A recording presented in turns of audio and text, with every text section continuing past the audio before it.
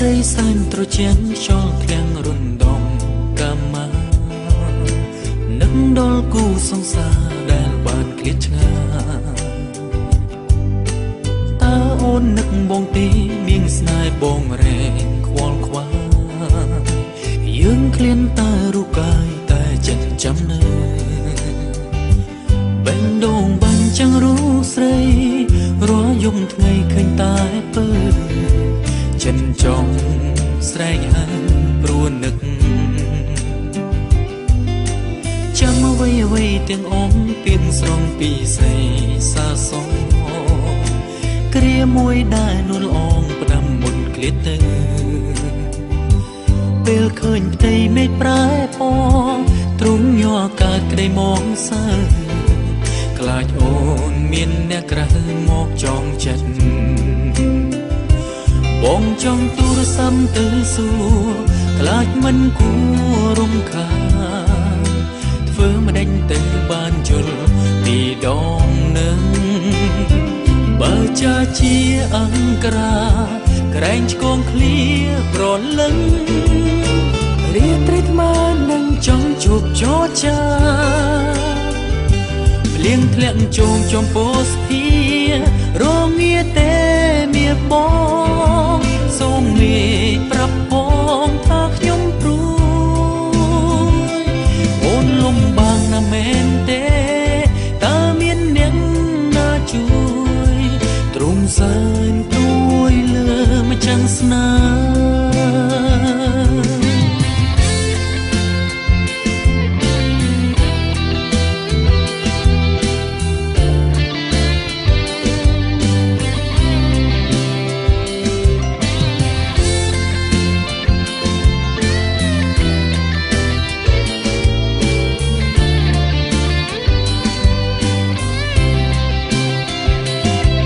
ចង់ទូរស័ព្ទទៅសួ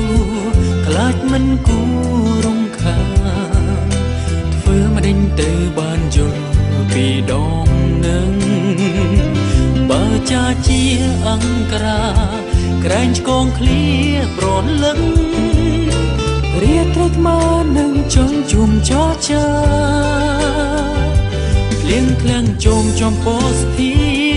រងាទេមៀបងសូមមេប្រាប់ផងថាខ្ញុំព្រួយ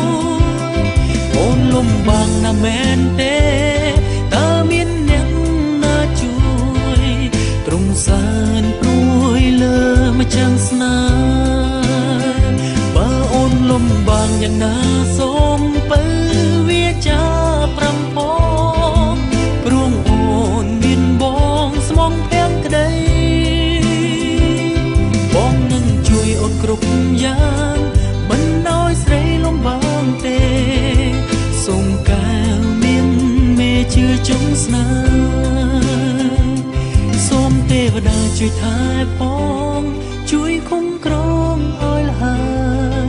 សូមមានស្នេហ៍ពើគេងលក់